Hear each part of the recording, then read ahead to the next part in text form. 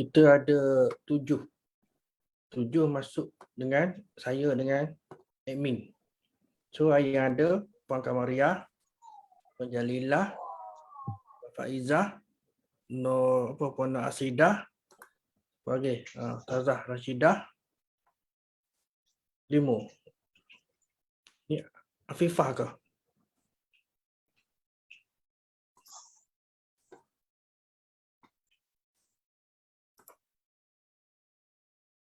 Okey, nota ada disediakan.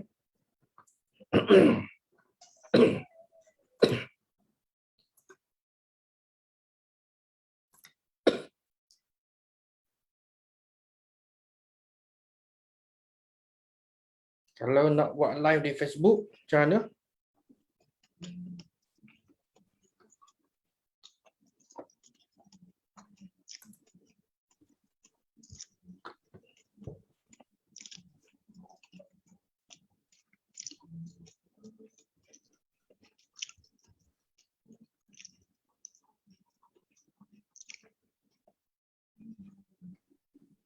Okey, jam 9 suku. Bismillahirrahmanirrahim. Assalamualaikum warahmatullahi wabarakatuh.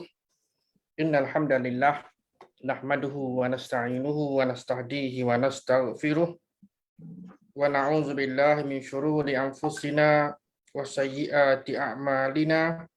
May yahdihillahu fala mudhillalah wa may yudlil fala hadiyalah. Asyhadu an la ilaha illallah wahdahu la syarikalah wa asyhadu anna Muhammadan abduhu wa rasuluh, amma ba'd. Tuan-tuan dan puan-puan muslimin dan muslimat yang dirahmati Allah sekalian, alhamdulillah. Pertama, selamanya marilah sama-sama kita rafakkan syukur kehadrat Allah Subhanahu wa taala seperti biasalah atas segala nikmat iman, Islam dan sebagainya. Baik, kita dah pun melepasi seminggu. Hari ini hari Selasa, minggu lepas hari Selasa Raya, kan? Baik. Saya nak tanya tuan-tuan, bukan tuan-tuan tanya saya.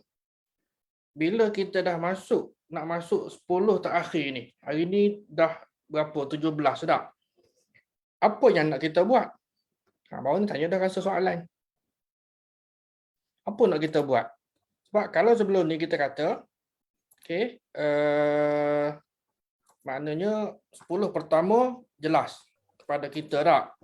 Kita buat macam-macam lah, mudah-mudahan kan, pelbagai amal soleh ikut kudrat kita lah. Yang ada yang banyak, ada yang sikit dan sebagainya.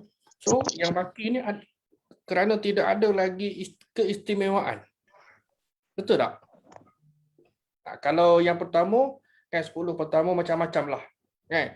Itu ini. Jadi mungkin pada sebahagian orang, dia buat kerana adanya habuan. Bagi orang yang memahami kaedah beragama, alhamdulillah Allah pandu dia. Kan? Dia buat bukan kerana adanya ganjaran, adanya habuan. Kan? Yang tu orang panggil apa? Rezeki terpijak. Tapi dia buat sebagai tanda ubudiah, pengabdian dia dan kesyukuran dia kepada Allah Subhanahu wa taala. Kan? Dia buat macam tu. Jadi bermakna dia buat amal ibadah ni walaupun sikit, kan, dia istiqamah, dia konsisten, kan. Dia mana kita kata okey, stay slow, mungkin hari Senin dia puasa, hari Khamis dia puasa, kan, setiap minggu ataupun mungkin dia ambil lah 2 minggu sekali selang, wallahu a'lam. Baik, malam ini siri yang ke-13. Siri ke-3, ancaman bahaya Israeliat. Siri ke-13, kuliah kita ini dianjurkan oleh Akademi Tadabbur Malaysia. Saya terlalu tersyasyul, kan, sebab tempat saya kerja pun nama akademi juga, tapi Akademi Tamadun Islam ATI. Beza sikit lah, kan. Baik, ancaman bahaya Israeliat siri ke-13, hari ini Selasa 27 Julai 2021 bersamaan dengan siang tadi 17, malam ini 18 dah. 18 Zulhijjah, bulan haji telah pun selesai, 1442 Hijriyah, bermakna ada berapa? 12 hari lagi kan kita akan masuk ke tahun baru 1443. Baik, untuk malam ini kita menyambung perbincangan kita tentang kisah-kisah Israeliat. Yang ini pun tuan-tuan pun pernah dengar dah ni, kan? Kisah kapal ataupun bahtera, tak kisahlah sama ada disebut nama kapal ke bahtera ke, itu istilah kita lah. Kan yang penting kita faham. Baik, kisah kapal ataupun bahtera Nabi Nuh alaihissalam. Sebagai pengenalan, kisah banjir besar dan kapal ataupun bahtera Nabi Nuh alaihissalam ini turut mewarnai kisah-kisah Israeliat. Kan? Peristiwa banjir besar yang berlaku pada zaman Nabi Nuh alaihissalam dikatakan berlaku sekitar 6,000 tahun dahulu. Kalau 6,000 tahun dari sudut anggaran masa bermakna 4,000 SM.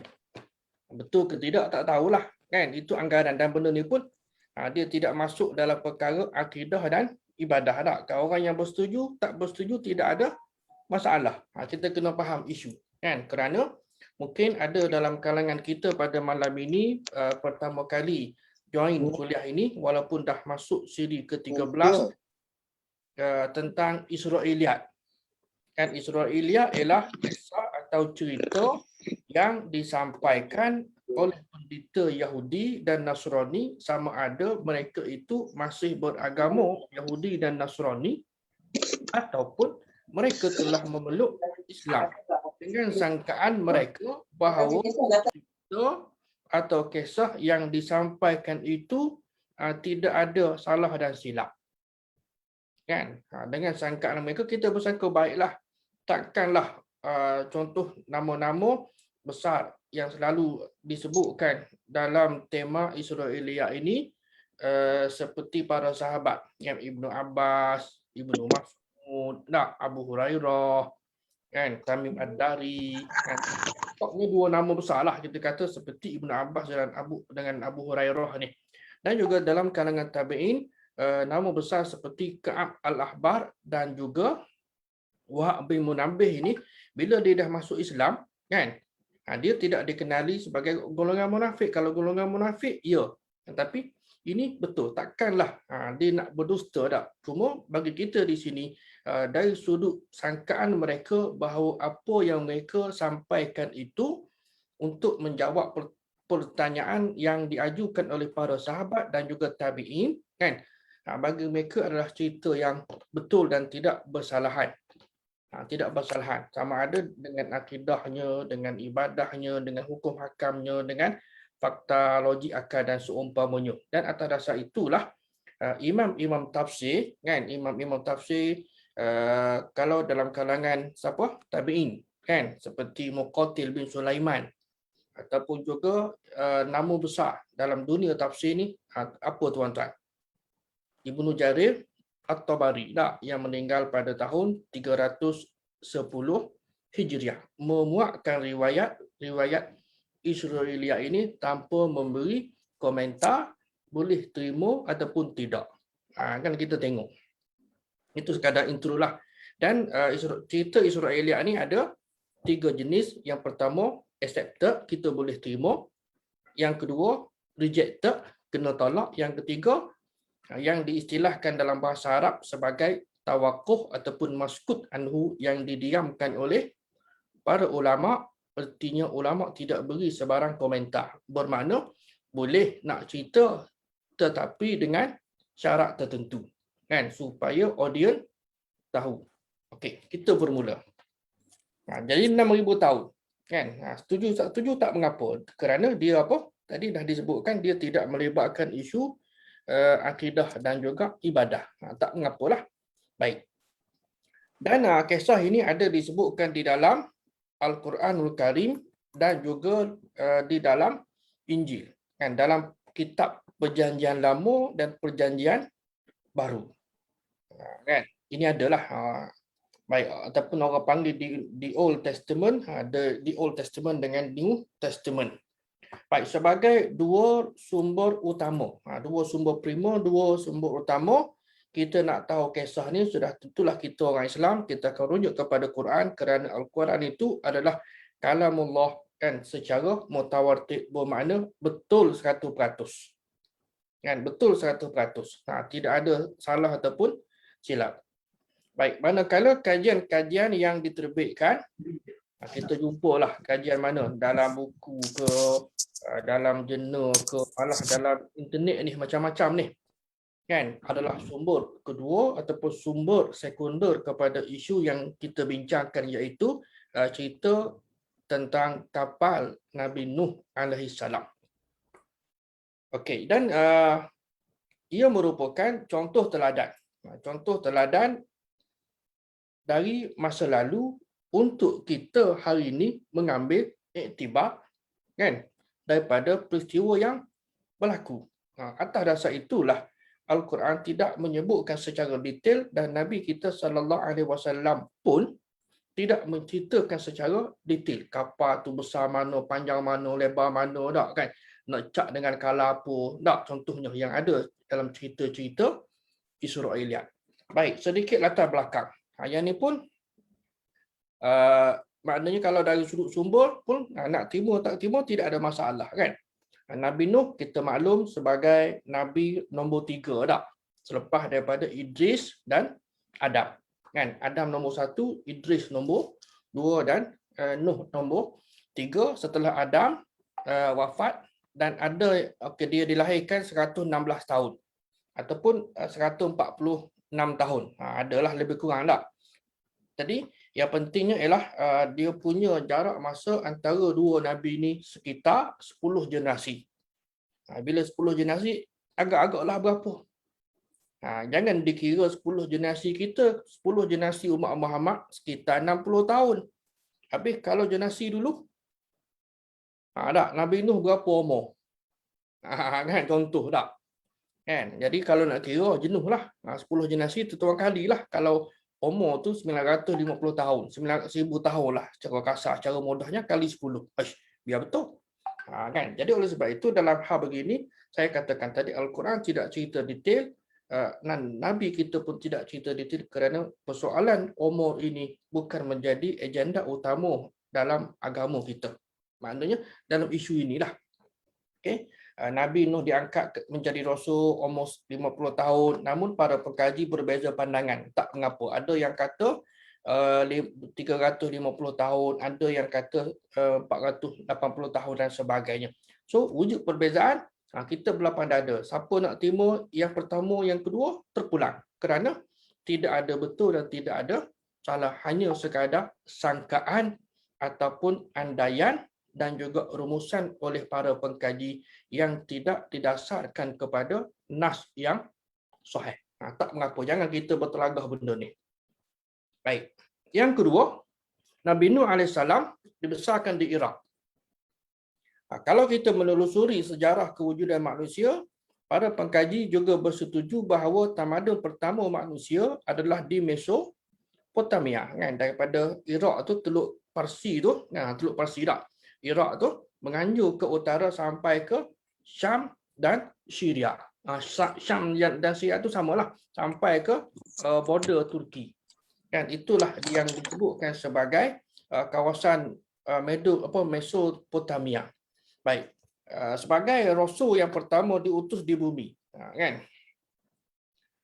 Sebagaimana ada disebutkan dalam Sahih Bukhari dan Sahih Muslim tentang hadis syafaat dari Nabi SAW. Ini intro lah, kan. Jadi kesesatan kaum Nabi Nuh ni merupakan kesesatan akidah yang pertama di muka bumi, dan kita pun baca Quran kita akan jumpa tak bahawa baginda Nabi Nuh AS ini berdakwah, mana buat kerja dakwah ini tanpa jemu siang dan malam, sama ada kalanya peringkat awal secara sembunyi, kemudian secara terang-terangan berdakwah tanpa rasa penat, bosan dan sebagainya lah, kan. Walaupun sedikit saja yang beriman. Tuan-tuan boleh baca, kan. Kita belik dalam Al-Quran dalam beberapa surah lah, seperti surah Al-Ankabut, kan, surah Nuh, surah Al-Mu'minun, kemudian surah Hud, kan, surah Asy-Syu'ara, surah Al-A'raf dan surah Yunus. Kan, ini sekadar contohlah, kan. Sebab Allah tidak longgukkan satu kisah dalam satu surah. Sama bila kita baca tentang Nabi Musa. Kan kisah yang paling banyak dalam Quran Nabi Musa, kan Allah tidak langgukkan dan tidak ada pun surah yang bernama Musa. Ada tak ada? Next wahyu yaitu Al-Quran dan Sunnah Kan? Nabi Sallallahu Alaihi Wasallam. Ada hikmah dia. Baik, sementara dalam Bible ataupun dalam Injil ada juga kisah yang sama ataupun hampir sama. Biasanya dalam kitab Genesis ataupun dalam kitab Kejadian, kan. Dalam chapter 6, 7, 8 dan sebagainya lah. Dan kalau tuan-tuan buat apa panggil carian dalam, orang panggil Google lah hari ni, dalam enjin pencari, tuan-tuan akan jumpalah juga kisah-kisah mitos, kan, mitologi Sumeria, daripada Akadia, Babylon dan sebagainya lah. Itu kisah-kisah yang tidak dapat dibuktikan kesahihannya, kan. Tak mengapalah. Baik, daripada kisah Nabi Nuh ini ada dua persoalan besar yang masih lagi belum dirungkai, yang menjadi kontroversi dalam kalangan pengkaji. Ini mungkin tuan-tuan pun dah tengok dah, kan. Saya ambil daripada Wikipedia lah ni. Scroll saja, tarik saja kapal ataupun bahtera Nabi Nuh apa dan sebagainya, keluar gambar dah. Boleh tengok macam-macam. Baik, ini sekadar contohlah. Okey, kedua persoalan besar ini, pertama, banjir yang berlaku itu, kita maklum cerita banjir tak?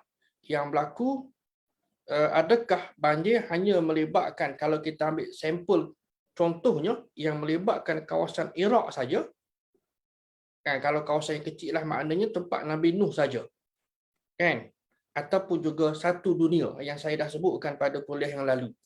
Adakah banjir itu bersifat setempat ataupun juga satu dunia? Yang ni belum ada jawapan, kan. Dan isu kedua ataupun persoalan yang kedua, apakah haiwan yang naik bahtera Nabi Nuh ni? Tak. Apakah haiwan yang menaiki kapal ataupun bahtera Nabi Nuh ini diikuti oleh semua haiwan yang ada di dunia? Dia berbalik kepada persoalan pertama. Kalau semua, maknanya banjir satu dunia ni, satu bumi ni, kan, jadi semua haiwan kalau tak naik akan pupus. Akan pupus. Mungkin orang pun buatlah, kan, teori dinosaur dan sebagainya mati kelemasan, contohlah.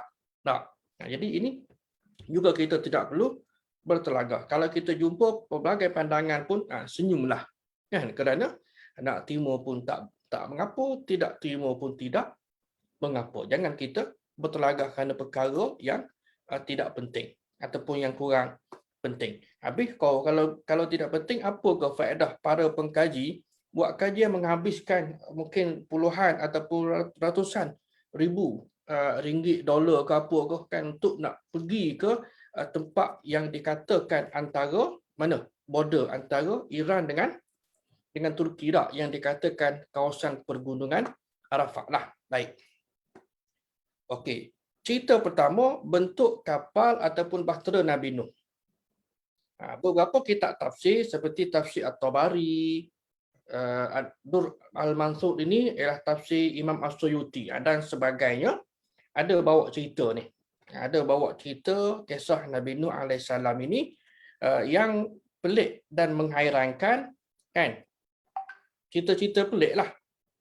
Agak-agaknya apa yang pernah tuan-tuan baca? Ada ke cerita pelik ni? Saya tidak tulis semua ni. Kalau cerita yang pelik di sini, maknanya bila Allah perintahkan, kan, suruh caklah kapal tadi tu dengan color hitam. Nak ambil mana color? Nak ambil daripada mana seri color pula cat tadi tu? Kan, macam-macam lah pandangan. Sebagai contoh gitulah. Okay. Kayu apa nak dibuat, berapa panjang, berapa lebar, berapa tinggi, berapa tingkat. Tak.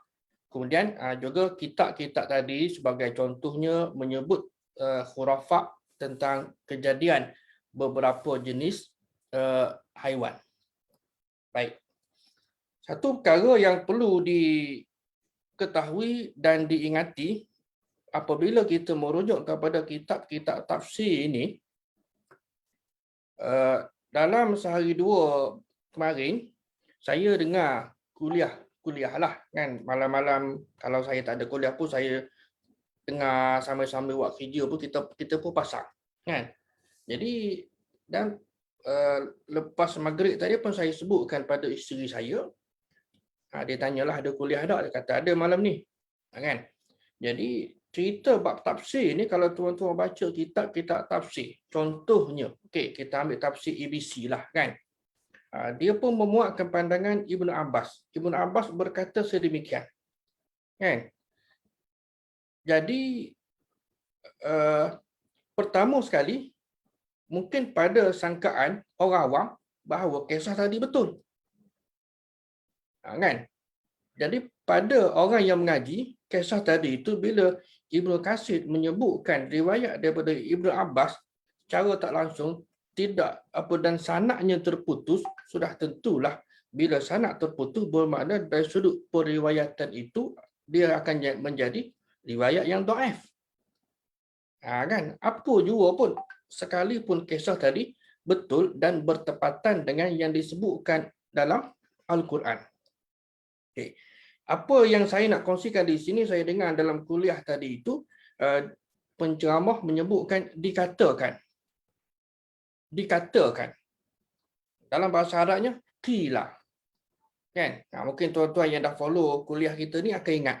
Kan? Saya pernah sebutkan isu ini, apabila kita berjumpa dengan qila, dikatakan bahawasanya bla bla bla bla, cerita itu, cerita ini dan sebagainya, ketahuilah bahawa ini ayat klasik. Ketahuilah bahawa qila ini menunjukkan bahawa apa yang nak disampaikan itu, poin itu adalah tidak sahih. Sebab dikatakan. Betul tak betul tak tahu. Kan? Jadi pada tanggapan, pada pemahaman saya selaku ustaz, saya tahu bahawa kisah ini tidak betul. Kan? Kerana adanya qila. Tetapi pada orang awam, apabila sesuatu fakta itu, kisah itu keluar daripada mulut ustaz tu kata sekian. Contoh saya kata beginilah, kita nak bincang nanti. Cat itu yang bila mana Allah Subhanahu Wa Taala perintahkan kepada Nabi Nuh alaihissalam untuk mengecat, kan, kapal tadi itu, kan, mengecat kapal tadi dengan warna hitam, dan masa tu tak ada pun cat atas muka bumi. Maka Allah memancarkan untuk Nabi Nuh ni satu mata air cat hitam, di mana kapal itu dicondongkan, cat itu dipanaskan sehingga berjaya mewarnakan kapal. Saya cerita pada tuan-tuan. Jadi tuan-tuan pun dengar ustaz cerita, mesti betul. Betul tak? Sedangkan kisah ini adalah qila ataupun kisah daripada Israiliyat. Itu beza. Jadi saya tahu, saya ambil daripada mana, cuma bagi orang awam, dia dengar, dia faham, betul ke? Inilah beza. Kalau tidak diberikan peringatan, maka orang awam menyangka bahawa apa yang disampaikan itu adalah benar, adalah betul. Sedangkan kisah yang disampaikan itu adalah tidak sahih ataupun tidak tepat. Kan? Boleh nak cerita selagi mana dia tidak bersangkut dengan apa? Ibadah, akidah dan ibadah. Contoh begitulah. Baik. Allah Subhanahu Wa Taala menyebutkan dalam surah Hud, surah ke-11 ayat 37, A'udzubillahi minasyaitonirrajim. Wasna'il fulka bi'ayunina wa wahyina wa la tukhatibni fil ladzina zalamu innahum mughraqun. Maksudnya ini perintah buat bahtera. Kan? Allah kata kepada Nabi Nuh alaihissalam, walaupun surah Hud, buatlah bahtera dengan pengawasan dan kawalan kami dan dengan panduan wahyu kami tentang cara membuatnya. Kan? Dan jangan engkau merayu kepadaku, kata Allah Ta'ala, untuk menolong kaum yang zalim itu, kerana sesungguhnya mereka akan mughraqun, akan ditenggelamkan dengan taufan. Baik. Jadi dalam menjawab isu tadi, kan, ada banyak riwayat yang cerita. Secara umumnya kita faham bila kita baca ni, Allah perintahkan kepada Nabi Nuh alaihissalam buat kapal. Tak? Yang kita tahu, orang duk gelak buat kapal. Apa ni, orang cerita orang gila, macam-macam lah, kan? Baik. Jadi Allah perintahkan Nabi Nuh supaya buat kapal dengan menanam pokok asaj. Sin, alif, Jim, Sarge, kan? Jadi selama 20 tahun. Betul ke? Kan? Jadi betul ke? Kemudian buat kapal menggunakan kayu tersebut selama 40 tahun. Pasal umur dia panjang, kan? Tanam bila keluar perintah, okey tanam dulu 20 tahun kemudian tahun ke-21 lah kita kata dah tahun ke-20, maka dia pun mula buat kapal, okey tahun ke-60 kapal tadi siap dah. Contoh begitulah. Kan ada yang kata 100 tahun dan ada yang kata 400 tahun. Ini beberapa pandangan tentang panjang, lebar dan tinggi kapal tadi. Kan? Kalau tengok kepada kitab-kitab tafsir, kita akan jumpalah. Saya tidak sebutkan satu-satu dan saya tidak beri contoh apa dia panggil lampiran muka surat kitab-kitab tafsir pada kali ini. Jadi pendapat yang paling kuat dan majoriti adalah pendapat pertama, iaitu panjangnya 300 hasta, lebarnya 50 hasta dan tingginya 30 hasta. Kalau kita lah ambil ukuran secara simple, kaki satu hasta satu kaki bermakna 300 kaki. Kan 300 kaki, padang bola berapa panjang? 50 hasta dan 30 hasta tinggi, contohlah. Baik. Kemudian ada pun mereka terapung dalam air. Dalam banjir ni berapa lama pula?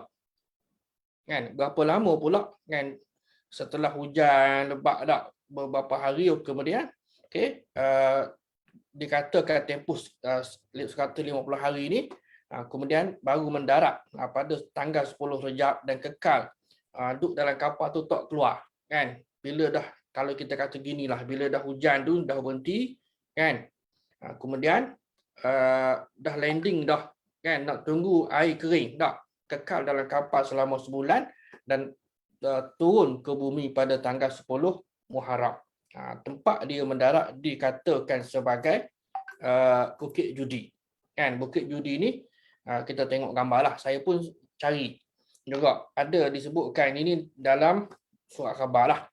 Kan antara usaha yang dilakukan oleh sekumpulan saintis bersama dengan businessman Daniel McGivern. Mereka jumpa objek yang ada ciri-ciri kapal Nabi Nuh ini yang terbenam dalam salji di puncak Bukit Arafat, bukan Ararat kan? Ararat. Baik, jadi bila salji cair nampak gambar. Kan, tuan-tuan pun scroll tengok dah.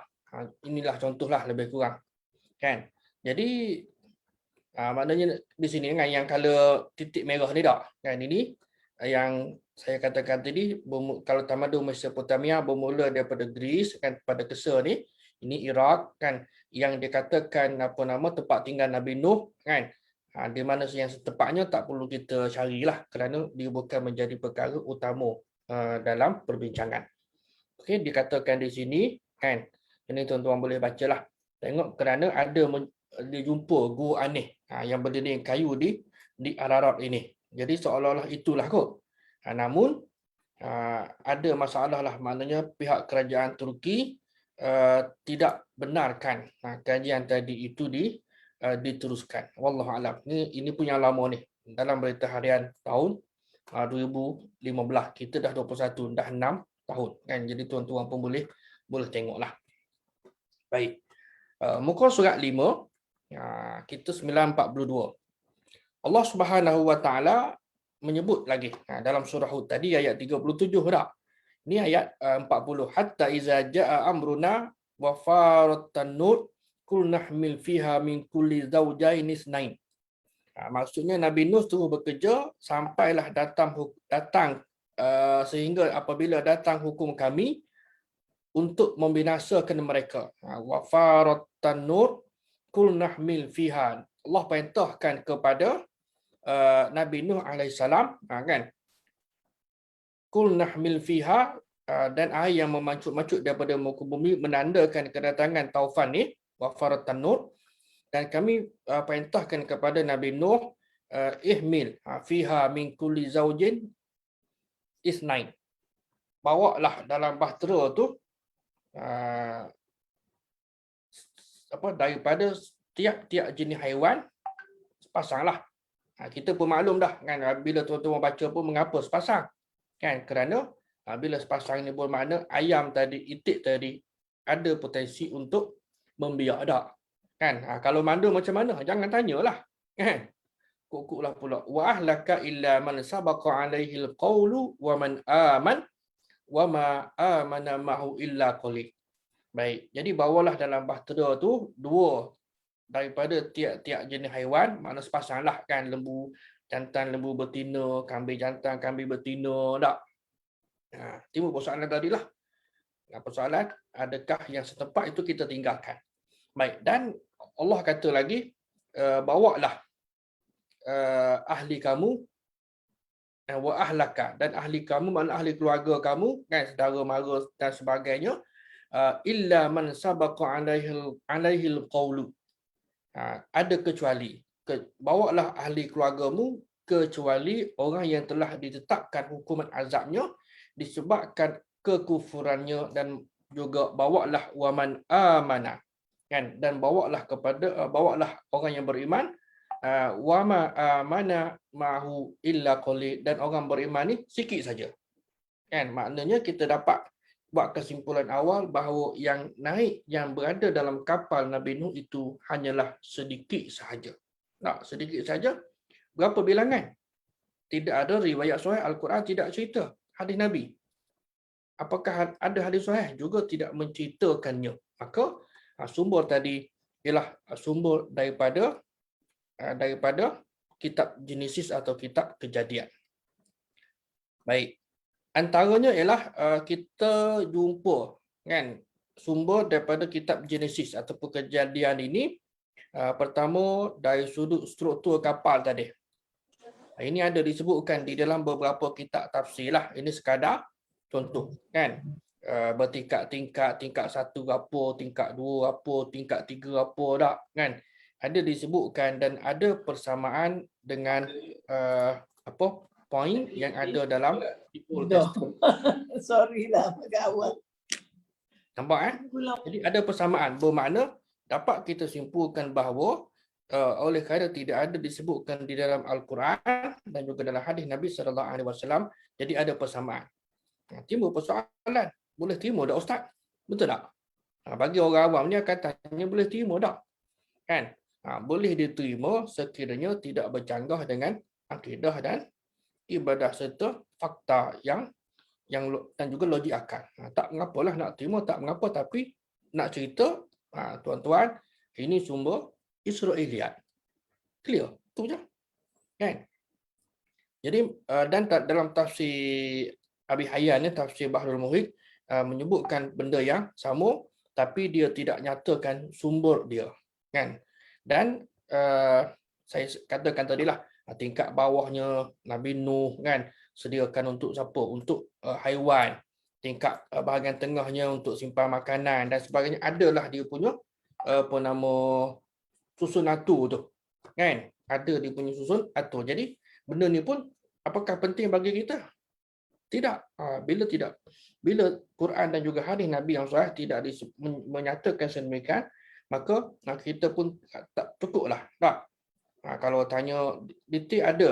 Kalau tuan-tuan baca buku Israiliyat dan hadis palsu dalam kitab-kitab tafsir yang ditulis oleh Dr. Muhammad bin Muhammad Abu Syuhbah ni, ada disebutkan secara detail mengupas apa yang disebutkan di dalam kitab-kitab tafsir, terutama dalam tafsir At-Tabari. Baik. Kemudian macam cat tadilah kan. Bila nak mengecat saya dah sebutkan tadi, walaupun pada masa tu tak ada cat hitam kan. Jadi cerita sebegini ni Allah Subhanahu Wa Taala memancarkan kepada Nabi Nuh satu mata air cat hitam, di mana kapal tadi dicondongkan dan cat tadi dipanaskan sehingga didapat mewarna ataupun mengecat kapal tadi. Kan? Jadi apabila selesai buat tu, ngecat tu, Nabi Nuh pun buatlah 3 pintu pada tingkat 3 kapal tadi. Nabi pun bawa belakalah kan, binatang pun macam-macam yang kita maklumlah kan. Kemudian Ibnu Jarir meriwayatkan daripada Al-Hasan panjang. Kapal Nabi Nuh ni sebahagian kata 1,200 hasta. Ada yang kata 600 hasta. Yang tadilah, tak apalah panjang mana. Itu tidak penting, dan kalau kita jumpa apa jua pendapat pun, kita senyumlah nak. Saya sebutkan berkali-kali kerana tak ada masalah. Kita nak tolak pun boleh, kita nak dengar pun boleh, tapi kita ceritakan pada generasi anak cucu kita itu adalah riwayat Israiliyat, riwayat yang tidak sahih. Itu je. Dan begitu juga, saya refer kepada kitab Tafsir Bahrul Muhit. Dalam menyediakan nota ini, dikatakan, memanglah kalau baca kepada Al-Quran, yang pertama tadi, ni. Wasna'il fulka bi'ayunina. Dan kami buatlah bahtera, Allah perintah kepada Nabi Nuh buat bahtera dengan penguasaan wahyina dan wahyu kami. Maknanya Allah ni ajar bagaimana Nabi Nuh AS untuk buat kapal. Cuma tidak disebutkan melalui sumber yang sahih. Dikatakan tu sebab wording dikatakan, bila dikatakan bermakna sumber yang tidak sahih, bahawa malaikat yang mengajar Nabi Nuh cara buat kapal dan dibantu oleh anak-anak dia. Anak Nabi Nuh ni ada berapa orang? Ada 4. Anak Nabi Nuh ada 4. Sam, Ham, Yafis dan Kan'an. Isterinya bernama Wa'ilah. Itu pun samalah sumber daripada Israiliyat. Baik. Dalam surah yang sama, surah Hud ayat 49, yang tadi ayat berapa, 40. Kemudian cerita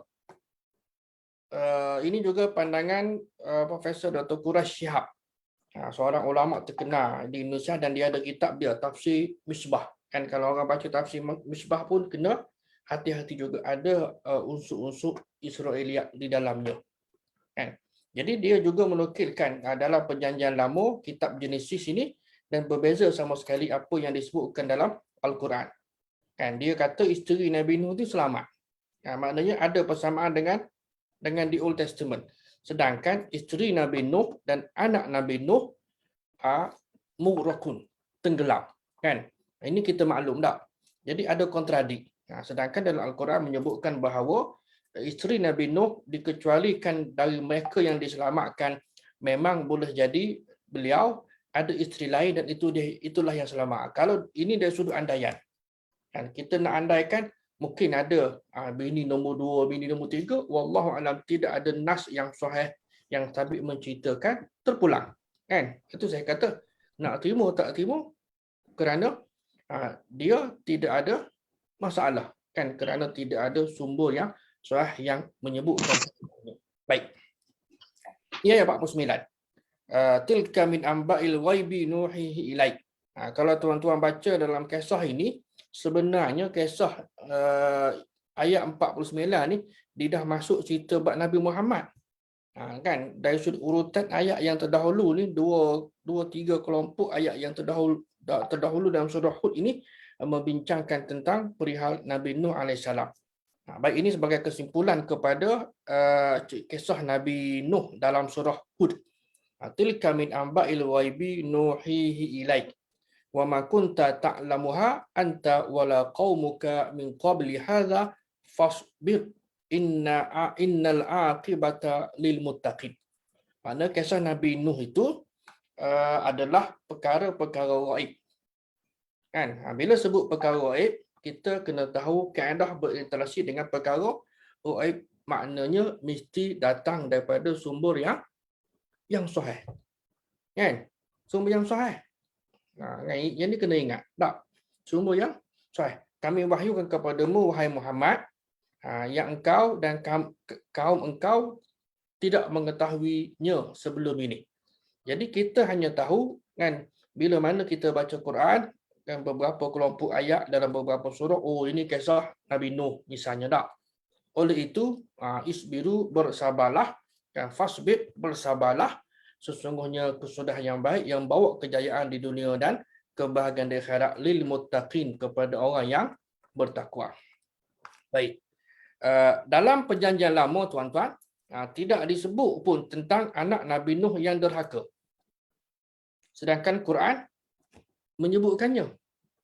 Nampak dari sudut comparison lah. Kalau orang buat kajian agama, perbandingan agama, maka mereka akan jumpa dua sumber ini. Al-Quran menyebutkan bahawa anak Nabi Nuh yang disebutkan dalam sumber iaitu Kan'an. Inilah yang dikatakan yang tidak beriman ataupun yang tenggelam kan bersama mak dia dah. Baik, yang disebutkan selamat adalah isteri dan anak-anaknya dan segala haiwan atau binatang yang lain. Ini dalam kitab Genesis dalam the Old Testament. Namun tetapi tidak disinggung ataupun dia tak sentuh pun pengikut-pengikut Nabi Nuh. Dalam perjanjian lama disebutkan cara buat kapal, ada detail. Itu yang saya katakan tadi bahawa sumber ini kebanyakannya yang ada dalam kitab tafsir adalah sumber yang datangnya daripada Israeliat, iaitu daripada perjanjian lama. Ada on off lah, maknanya mungkin situ sikit sini sikit walaupun kisahnya tidaklah kata exactly kan. Tapi yang dapat kita kesan ialah di sini contohnya di mana dalam di Old Testament menyatakan bahawa anak isterinya selamat, sedangkan Al-Quran menyalahkan bahawa anak isteri dan anaknya tidak selamat. Kan maknanya mughrakun, tenggelam dalam banjir besar tadi. Baik. Nabi Nuh ada 4 anak, Sam, Ham, Yafis dan Kan'an. Ini kalau tuan-tuan baca cari dah. Dia punya pecahan-pecahan lah. Sam ini jadi mungkin dari sudut sebutan lah. Dia akan lari sedikit jadi Sam akhirnya Syam, maknanya yang ada di bumi Syam yang kawasan itulah adalah berketurunan daripada Sam. Ini juga panjang cerita, ada disebutkan dalam riwayat Imam Ahmad di sini kan, sebagai contohlah. Sam adalah bapa kepada orang Arab. Kemudian Ham adalah bapa kepada orang Habsyi. Adapun Yafis bapa kepada Ya Alif Fa Sa. Yafis kan adalah bapa kepada orang Rom kan. Habis yang tenggelamnya anaknya Kan'an kan. Kau kokoklah pula tuan-tuan tanya kan, Kan'an tu ada anak bini dah ustaz? Wallahu a'lam, tak pun kita tidak tahu walaupun ada sumber yang menceritakan begitu. Kan, bagi kita tak penting. Tak tahulah kalau tuan-tuan, kalau saya rasa tak pentinglah, tak mengapa kan, datang daripada mana pun dia tidak mengukuhkan iman kita. Tidak melonggarkan, mencegahkan iman kita. Kita hanya sekadar percaya bahawa Sam adalah bapa orang Arab. Maknanya daripada 4 anak, seorang tenggelam, 3 lagi berpecah. Dan sini ni ada detail lagi ni kan, pecahan-pecahan ni. Kalau yang Yafis ni kan, di eternnya kan, dia punya pecah ni anak cucu cicak ni, akhirnya okey berkembanglah keturunan anak cucu cicak apa benda lagi ni di kawasan benua Eropah. Itu cerita. Baik. Sebagai contoh kan, yang dimaksudkan dengan Rom adalah Rom yang pertama. Kan, ataupun sebagainya bahasa Arab Romawi lah. Bangsa Yunani yang dinisbahkan kepada Rumi bin Labsi bin Yunan bin Yafis bin Nuh. Kan, Yunan ni. Yunan ini bukan Yunan Cina kan. Yunan maknanya merujuk kepada Yunani ataupun Greece hari ini. Kan, dari sudut penamaan dan panggilan kita bahasa Arab, rupa-rupanya inilah dia kan, ada latar belakang cerita. Betul tak betul? Wallahu a'lam. Baik. Jadi sehubungan itu kisah-kisah Israeliat yang boleh kita cerita dalam yang ada dalam kitab-kitab tafsir itu ni, yang disebutkan sebagai maskut anhu, yang didiamkan kan. Ulama no comment lah. Ulama dia tidak kata betul, dia tak kata salah, maka kata Allamah Ahmad Syakir ni antara ulama terkemuka yang biasanya dia bahasa Arab dipanggil tahqiq. Dia menyunting manuskrip untuk diterbitkan. Kan? Dia kata sesungguhnya boleh nak cerita kisah-kisah daripada ahli kitab kalau tidak ada dalil yang membenarkan dan mendustakannya. Bagaimana kita maklumlah, tapi dengan syarat kita ceritalah kan bahawa ini adalah kisah Israel liak tak. Kerana bimbang kita tahu tapi orang yang mendengar tadi tu dia tidak tahu contoh yang saya sebutkan tadi. Qila. Dia katakan sebab saya dengar cerita kibas yang disembelih oleh Nabi Ibrahim alaihissalam bila menyembelih anaknya, letakkan pisau ni dah tarik dah kan. Allah gantikan dengan kibas ataupun dengan kambing, takkan salah terjemahan tu. Yang mana? Yang Nuh. Dia balik semula kepada kibas yang dikorbankan oleh Habil tu. Kan? Jadi Allah gantikan, jadi seolah-olah bawa dah berapa ratus tahun kan. Mana sumbernya? Bagi orang awam, kalau dengar betul lah kot. Tapi bagi saya memang cerita benda yang sebegitu tidak ada asas sama sekali. Itu dari sudut level of knowledge lah. Baik. Kemudian pukul 10 malam. Cerita isteri Nabi Nuh. Tidak diceritakan juga dalam Al-Quran Nabi Nuh ni ada berapa isteri. Kan? Dia hanya cerita jadi atas dasar lafaz yang soreh tadi itu kita beranggapan bahawa Nabi Nuh ni hanya ada satu isteri lah. Kan? Lepas tu dia kahwin lain tu lain ceritalah kan. Baik, cerita selamatnya isteri Nabi Nuh selain yang dikutip oleh Dr. Quraisy Shihab tadi dalam di Old Testament yang kita dah sebutkan tadi, ada juga riwayat dia kan. Riwayat dia dalam kitab hadis ini Imam Tabari melalui sanad Qatadah ketika dia mentafsirkan ayat 40 dalam surah Hud yang dibacakan tadi. Dia kata apa? Dia ambillah recording kan, diceritakan kepada kami bahawa mereka yang selamat berada dalam bahtera Nabi Nuh ni termasuklah 3 orang. Isterinya dan termasuk 3 orang, anak mereka berserta dengan isteri masing-masing dan mereka 8. Memang ada disebutkan anak mereka, anak ya, tapi isteri tidak. Kan? Isteri tidak kebanyakanlah. Ada diceritakan. Kan? Maknanya ada asas, tapi riwayat ini adalah riwayat yang tidak sahih. Kan? Baik. Yang dimaksudkan dengan wa ahlaka illa man sabaqa alaihil qaul adalah anaknya yang kufur, yang tidak beriman, iaitu yang dikatakan namanya Kan'an. Dan isteri Nabi Nuh lah ni kan, namanya Wa'ilah. Ibn Abbas ada menyebutkan bahawa jumlah yang selamat adalah 80 orang. Kalau tuan-tuan buka lah dalam kitab Tabari, tafsir Tabari dan sebagainya, ada pelbagai usi kan. Ada yang kata 80 dan macam-macam lah. Tak mengapalah kan. Kalau usi Ka'ab ada kata 72. Ibn Katsir kata 10 orang. Kan? 10 orang dan juga As-Sa'di kata 10. So macam mana? Kan kita nak terima berapa? Terpulanglah kerana dia tidak melibatkan persoalan akidah dan ibadah kan. Nak kata berapa terpulanglah kan, maknanya isteri no. Kan kerana riwayat Qatadah ini dilihat bersalahan dengan nas Al-Quran yang dengan jelas menyatakan bahawa isteri Nabi Nuh alaihissalam termasuk dalam kalangan mereka yang tidak beriman kepada ajaran Nabi Nuh. Kan? Ini dalil Al-Quran tau. Dalam surah At-Tahrim, daraballahu masalan, Allah buat perumpamaan lillazina kafaru, kepada orang kufur, orang kafir, imra'ata Nuhin. Kan? Isteri Nabi Nuh, Allah membuat isteri Nabi Nuh dan isteri Nabi Lut sebagai perumpamaan bagi orang kafir.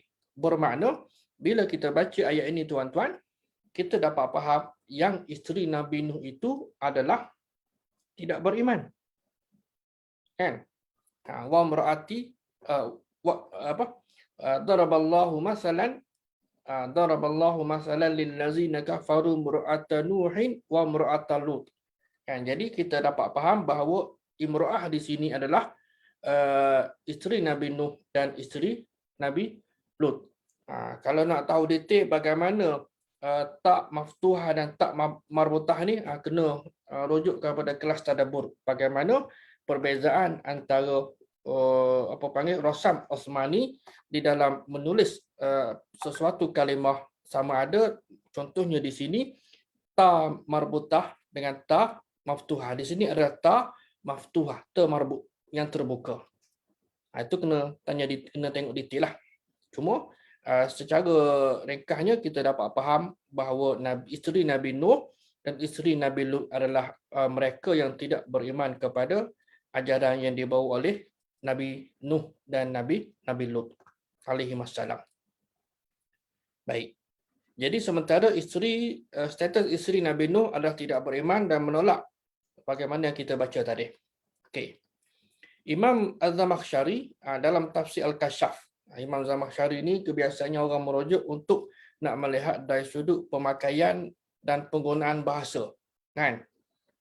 Kerana dari sudut akidahnya, sebahagian pengkaji mengatakan dia ni berakidah Mu'tazilah. Baik, dalam tafsir Zamakhsyari ataupun tafsir Al-Kashaf menyebutkan yang dimaksudkan dengan frasa ayat man sabaqa alaihil qaul ialah mereka yakhtarul kufr, mereka yang memilih kekufuran, iaitu Wa'ilah dan anaknya Kan'an. Ini pandangan daripada Imam Zamakhsyari. Kalau ditanya detail, mana sumbernya? Tidak ada. Cuma itu pandangan beliau di dalam memberikan pentafsiran kepada frasa ayat man sabaqa alaihil qaul. Baik. Kemudian ada juga cerita-cerita yang dikutip oleh penulis-penulis ini seperti yang tertera di sini. Bila kita tengok, dia dapat menjatuhkan ismah. Ismah maknanya maksum, kemaksuman seseorang Nabi. Macam bila kita baca, meneliti dan kita mengkaji tentang sakit kusta yang menimpa Nabi Nuh, Nabi Ayub alaihissalam sehingga jatuh miskin. Tak, kan? Sebenarnya cerita tadi itu ada kebenaran dan ada kepalsuan. Yang betul lah dia sakit, kan? Tapi taklah sampai kita kata apa kedana melarat itu over yang boleh kita panggil melanggar ismah kenabian, kemaksuman sebagai seorang nabi dan rasul. Yang ni kalau nabi ni nampak bagi kita lah over sangat, penyakit dari Allah uji begini-begini, nampak tidak logik dan juga mendapat penghinaan yang teruk di mata masyarakat semasa pada ketika itu. Dan juga tidak rasional. Yang mana Allah Subhanahu Wa Taala menyebutkan dalam suratul Maidah ayat 67, ya ayuhan nabi ya ayuhar rasul, wahai rasul, maknanya merujuk kepada nabi kita sallallahu alaihi wasallam lah, kan? Balligh ma unzila ilaika min rabbik, sampaikanlah apa yang diturunkan kepada kamu dari Tuhan kamu, wa illam taf'al fama ballaghta risalatah, kalau kamu tidak sampaikan apa yang Allah perintahkan kepada kamu, Allah turunkan kepada kamu, fama ballaghta risalatah, dan kamu tidak menyampaikan risalahnya. Bermakna kita tahu, kita faham bahawa Nabi Muhammad secara khusus kepada ayat ini dan juga dengan lafaz umum kepada nabi-nabi yang lain, bahawa para nabi ini adalah mereka yang menyampaikan wahyu yang diperintahkan ataupun yang diturunkan oleh Allah Subhanahu Wa Taala kepada kaum mereka dan tidak menyembunyikannya. Kan, nabi-nabi dia tidak menyembunyikannya. Wallahu ya'simuka minan nas. Ni maksum, dan Allah menjaga kamu dari gangguan manusia. Dan Allah sesungguhnya Allah tidak memberi petunjuk kepada kaum al-kafirin, kepada orang yang kafir. Imam Ibn Katsir ketika mentafsirkan ayat ini menyebutkan bahawa Nabi SAW telah menyampaikan risalah dia. Jadi kita juga kena faham apakah ada ajaran Nabi yang tertinggal? Ada ke?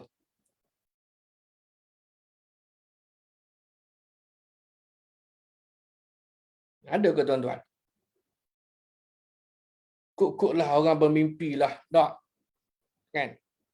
Tidak ada. Bermakna Nabi SAW wafat ataupun matilah istilah kita ni. Bermakna al-yawma akmaltu lakum dinakum, kan, agama Islam itu telah sempurna penurunannya kepada Rasulullah dan kepada kita, kan. Bukannya ada lagi yang tertinggal 1% ke contohnya, tak, kan, komplit dah 100%, maka Allah Taala akan pelihara, akan jaga dan beri kekuatan kepada Nabi SAW daripada cubaanlah musuh-musuh dia yang nak menyakiti Nabi.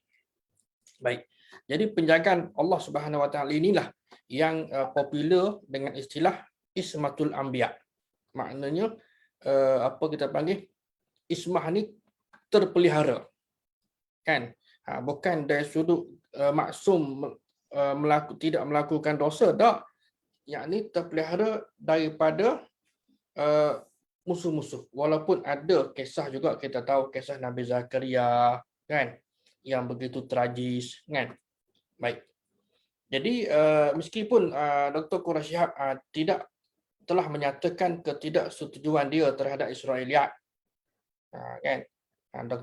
Dan biasa kalau pengkaji moden pun orang yang faham dan dalam isu ni kita bersangka baik, kan. Siapa pun hari ni kalau berfikir secara normal, of course dia akan kata okey, kita tidak bersetuju. Namun mungkin kan adalah part-part ataupun bahagian-bahagian yang tentu ada sedikit kealpaan dan sebagainya, kan. Inilah kan yang berlaku. Mungkin dia ni satu bahagian kurang tegas terhadap keberadaan ataupun kewujudan aspek Israiliyat. Yang maknanya yang macam mana? Yang bersalahan ataupun yang tidak bersalahan. Kan? Ingat bahawa kita ni jangan skema sangat, orang kata istilah ni jangan jadi pembaris sangat. Kan? Bahawa Israiliyat ni ada 3. Kalau kita nak cerita pun boleh, tetapi saya sebutkan berulang kali, barang dia ingat kena cerita bahawa riwayat ini adalah riwayat Israiliyat dan dia tidak sahih. Itu je. Kan? Dia tidak sahih. Kalau sahih tak apalah. Kan? Kerana ada dah nas Al-Quran dan juga nas hadis yang sahih yang menyebutkan tentangnya. Di antara pernyataan yang tidak setuju Quraish Shihab ini, sebagai Muslim kita hanya berkewajipan menerima apa yang diinformasikan secara pasti oleh Al-Quran dan Sunnah yang sahih. Selanjutnya bagaimana bahtera itu, apa bahan pembuatnya, makna kayu lah, berapa besar dan isinya, semuanya bukan merupakan kewajipan seorang Muslim untuk mengetahui dan mempercayainya. Jadi seolah-olah ada kontradik. Itu kita bersangka baiklah, kan, mungkin terlepas pandanglah dalam isu yang sebegini, kan. Benda ni pun tidak mengapa. Baik. Kemudian Dr. Hussein Az-Zahabi. Ini juga dalam siri-siri awal saya sebutkan, ini antara tokoh yang banyak mengkaji kisah-kisah Israiliyat, berpendapat bahawa kemaafan boleh diberikan sekiranya para mufassirin ataupun ahli-ahli tafsir ini yang meriwayatkan kisah Israiliyat ini yang disertai dengan penyebutan sanad. Boleh, tapi kena sebut sanad. Kena sebut sanad, kan? Kena sebut sanad daripada mana? Daripada Ibn Abbas ke, daripada Ka'ab bin Abbas ke, daripada awal mana hujung tu, kan? Barulah boleh, supaya generasi kemudian ini pembaca itu dapat dan menilai dan mampu membezakan antara riwayat Israiliyat yang sahih dan yang batil. Kan? Kalau nak ceritalah, nak cerita boleh. Tapi tadilah, kan, sejauh mana orang awam boleh memahami. Kan?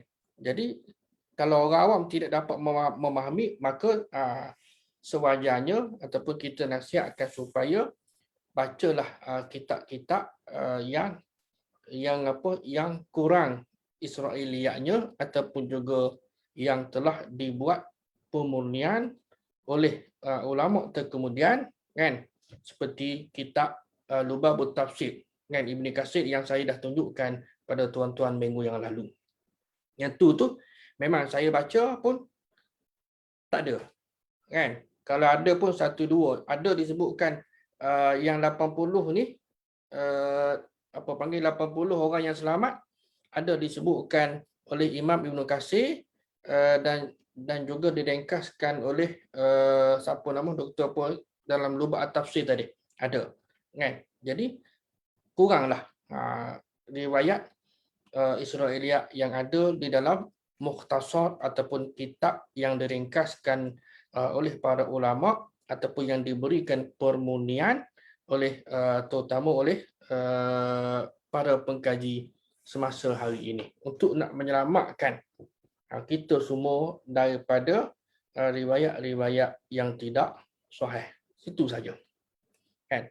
Jadi seandainya riwayat Israeliat tadi tidak menyebutkan sanad dan juga tidak ada sebarang komentar penilaian ke atasnya, maknanya betul boleh terima, salah boleh tolak, dan yang ketiga, kan, tidak betul tidak salah. Kalau tidak dibuat komentar penjelasan yang sebegitu, seolah-olah menabur duri atas jalan yang dilalui oleh pembaca tafsir orang awam. Orang awam nak faham dah, kan? Dia baca Quran, baca terjemah saya tak boleh nak hadam. Contoh bila baca tadi. Lalu tertanya-tanya, isteri Nabi Nuh ni ada berapa orang? Contoh tak? Anak dia ada berapa orang? Kan? Jadi anak dia ada berapa orang? Ada riwayat yang bercampur-campur. Kalau contohlah saya muatkan dalam kitab tafsir saya, contoh jadi dengan unsur-unsur Israeliat tanpa saya menjelaskan, maka bagi orang awam dia terima seadanya apa yang saya tulis. Saya lah sepatutnya bertanggungjawab. Tapi oleh kerana mungkin kealpaan saya, kan, saya letak dulu, saya tulis dulu dan saya tidak double check, saya mau akhirnya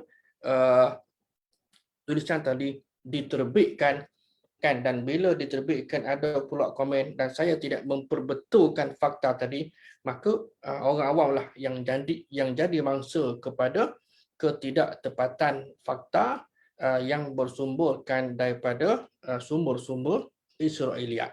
Apatah lagi ia bercanggah dengan adalah aspek utama akidah, ibadah, kan, hukum hakam, logik akal dan juga fakta, kan. Jadi begitu, tuan-tuan.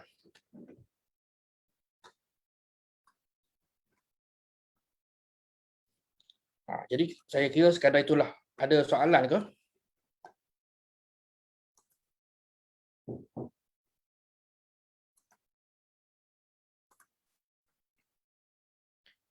Yang penting kita tahu. Yang penting kita tahu, oh ini Israeliat, kan. Bercanggah tak bercanggah. Maknanya dari sudut cara kita membaca, kan. Kalau kapal Nabi Nuh tu pula, kan, ada cerita ni apabila kapal Nabi Nuh mendarat di Bukit Judi pada hari Ashura, kan, sebab tadi dikatakan pada 10 Muharram Nabi Nuh berpuasa dan dia mengarahkan semua yang ada bersamanya, termasuklah haiwan macam-macam lah, binatang buah tak buahnya tak, kan, lembu, kambing, gajah, rimau, semua tadi tu yang jenis buah apa yang rimau ke apa lagi, singa ke, kan, semua sekali tu Nabi Nuh arah supaya berpuasa sebagai tanda syukur kepada Allah, kan. Ini adalah bentuk khurafat dan dongeng yang selalu kita dengar tak? Betul tak? Mungkin ada yang pernah dengar, ada yang baru first time dengar, tak apalah, tapi inilah cerita-cerita macam juga cerita-cerita rakyat, cerita-cerita lisan yang disampaikan dari mulut ke mulut oleh generasi terdahulu. Sebelum adanya apa kita kata kesedaran untuk nak menulis ini, baik dalam masyarakat Arab ke ataupun dalam masyarakat kita lah. Kita pun banyak juga cerita-cerita lisan yang dinamakan sebagai hikayat. Baik. Jadi semua kisah ini tidak mungkin dikaitkan dengan Islam. Maka kita kena bersihkan Nabi kita sallallahu alaihi wasallam yang maksum itu daripada mengeluarkan hadis yang dinisbahkan kepada baginda. Tapi adalah hadis juga kadang-kadang kita jumpa hadis-hadis khurafat, kan, hadis-hadis khurafat ataupun hadis-hadis yang biasanya dicipta oleh golongan pemasuk hadis yang ada kepentingan tertentu, termasuklah juga daripada inilah pendeta Nasrani, Yahudi dan Nasrani, untuk nak merosakkan agama Islam, sumber agama Islam ini daripada dalam, dengan mencipta hadis palsu, kan. Jadi hadis-hadis yang berbentuk khurafat ini direka cipta oleh orang Yahudi dan mereka yang sewaktu dengannya di sepanjang zaman, kan. Cerita-cerita ni memang terkenal dah daripada zaman jahiliah lagi. Bila masuk zaman Islam, era Islam, kan, maka dia juga disebarkan oleh ahli kitab, kan, ahli kitab yang memeluk Islam, dan mereka pula menyampaikannya dengan nawaitu, dengan niat yang baik, dan dia tidak menyatakan bahawa apa yang mereka sampaikan itu palsu. Barangkali sebagaimana yang saya dah sebutkan tadi, mungkin pada sangkaan mereka pun apa yang mereka sampaikan itu adalah betul. Dan apabila orang buat kajian hari ini, tak betul pun, kan. Ini sikap kita. Kita jangan menyalahkan mereka yang terdahulu, kan. Doalah supaya mereka, tak kira siapa pun, diberikan keampunan oleh Allah Subhanahu wa taala. Baik. Selain daripada itu, golongan zindik. Golongan zindik dalam kalangan Yahudi dan yang seumpamanya, memang kita maklum, memang kerja mereka untuk nak memburuk-burukkan Islam. Sampailah kepada kita hari ini. Kita kena berhati-hati dalam kita meneliti, menerima dan nak menyampaikan pula sesuatu fakta. Kita buat korban, kan. Tuan-tuan pun mungkin dengar zaman berzaman dah cerita yang macam-macam dah. Jadi bila dah kita belajarlah sikit ini, dengan secuit ilmu ini, dapat dicari lagi dengan sumber-sumber yang sahih, dan buat perbandingan, dan kalau nak dikongsikan pun kepada generasi anak cucu, kongsikanlah sesuatu yang sahih, kan. Jangan kongsi kalau kita tidak tahu sesuatu informasi tadi. Bukan bab cerita agama sajalah, cerita dewan rakyat pun sama juga dah. Macam-macam. Hari ini kita berada di hujung zaman ini, zaman penuh fitnah ini. Kita kena mengambil sikap yang lebih cermat dan berhati-hati di dalam menerima dan menyampaikan sesuatu khabar, berita. Saya kira sekadar itulah. Wallahu a'lam. Ada soalan ke?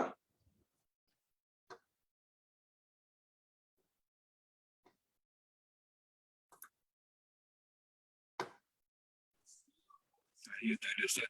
Baik, ada nama pokok asas memang disebut? Tak ada. Dia tidak ada disebutkan dalam Quran pun. Cuma ada disebutkan di dalam kitab tafsir. Ada dalam Ibnu Katsir pun ada disebutkan. Jadi bagi saya tadilah, kalau kita kategorikan yang ini, sumber yang accepted, boleh diterima, maknanya dia masuk dalam kategori yang ketiga tak? Tak ada masalah. Cuma bila nak cerita, kan, sumber inilah pokok, sas ini, kan, gitu. Itu je lah. Jadi tidak menambah iman dan tidak berkurang iman kita disebabkan oleh kita cerita, kecuali dikaitkan dengan aspek akidah dan aspek ibadah. Yang tu tak boleh. Kalau hanya sekadar nak bercerita, kan, pokok itu daripada mana, tempoh masanya, berapa lama, tanam ambil daripada mana, kan. Itu sebab kita kena tahu keutamaan, kan. Apakah benda ni penting dalam Islam? Tidak, kan. Apakah penting? Tidak. Bila tidak penting, patutlah Quran tidak cerita. Dan juga hadis Nabi pun tidak tidak menyebutkannya. Kan? Yang penting ialah ibrah di sebalik peristiwa banjir besar yang berlaku tadi, kan? Banjir besar yang berlaku tadi apa dia? Dari sudut persiapan persediaan menghadapi suatu musibah. Itu pertama dah kalau kita bincang dari sudut ibrah, kan, pengajaran, kan. Kita kena bersiap siaga. Macam kita kerja lah, contohlah, kan, orang buat contoh biasa, kerja, okey, duit gaji jangan habiskan semua, kena simpan juga berapa peratus, kok-koklah ada kecemasan, contohlah, kan. Jadi kena beringat ditimpa musibah. Apatah lagi musim MCO ni, ramai orang yang kehilangan kerja. Contoh gitu, kan. Jadi itulah dia iktibar. Adapun yang jangan jadi macam kaum Yahudi tak cerita bab lembu. Lembu ni besar kecil, enggak color apa, kan. Tidak begitu. Jadi Islam dia tahu, kan, ada benda yang patut kita ketahui dan ada benda yang tak patut kita ketahui, dan kita pun tak perlu nak habiskan banyak masa untuk nak mencari, nak mengkaji perkara-perkara yang tidak penting dalam agama. Kalau baca, rugilah. Maknanya kalau luangkan banyak masa, rugi kerana dia ada lagi ni tuan-tuan, kalau cerita betul ni. Tak, cerita bab tahid pun ada tak? Kan? Tapi saya skip je lah. Kan? Kalau cerita ni, seronok. Bab kata yang saya sebutkan, contoh kalau pun kuliah ni, kalau jenis orang yang memang penuh gaya dengan memek muka, dengan apa panggil liuk lentuk body dan sebagainya, body language ni, penonton cukup seronok. Walau apa yang disebutkan tadi itu sebenarnya mungkin kalau bahasa kasarnya palsu ataupun yang tidak betul ni, tapi bila kita dah ada ilmu ni sedikit sebanyak, kita dapat bezakan, kita dapat kita ada filter, kita dapat bezakan yang betul dan yang tidak betul. Mudah-mudahan Allah Subhanahu wa taala merahmati kita lah, kan. Mungkin tuan-tuan baca tak kisah bagaimana tikus dengan kucing tak, kan? Ada dengar ke? Apabila tahu binatang telah banyak, Allah mewahyukan kepada Nabi Nuh supaya meramas ekor gajah. Maka Nabi Nuh meramasnya dan lahirlah daripadanya seekor babi jantan dan seekor babi betina. Maka kedua-dua babi itu menuju ke tahik binatang itu. Apabila Nuh tengok tikus, dia mengorek kapal dengan gigi. Allah perintah wahyukan kepada Nabi Nuh supaya pukul muka singa, lalu keluarlah daripadanya kucing jantan dan kucing betina. Kedua-dua kucing itu mengejar tikus dan memakannya. Ini sekadar contohlah. Mungkin tuan-tuan ada dengar, ada yang tidak dengar saya. Jadi saya tidak cerita. Bermakna ringkas cerita bagi kesimpulan terakhir. Kalau kita dengar cerita pelik-pelik ni, kita boleh agak dah bahawa cerita tadi itu adalah kisah yang tidak sahih. Wallahu a'lam. Terima kasih atas perhatian semua. Mudah-mudahan kita mendapat manfaat daripada perbincangan kita pada malam ini. Kelas kita anjuran Akademi Tadabbur Malaysia. Mudah-mudahan kita sentiasa mendapat barakah dan keampunan daripada Allah Subhanahu wa taala. Dan kalau tidak ada apa, kita tangguhkan aqulu qauli hadza astaghfirullahal azim li wa lakum wassalamualaikum warahmatullahi wabarakatuh, dan tangguhkan dengan kafaratul majlis dan suratul Asr. Wallahu a'lam. Assalamualaikum warahmatullahi wabarakatuh.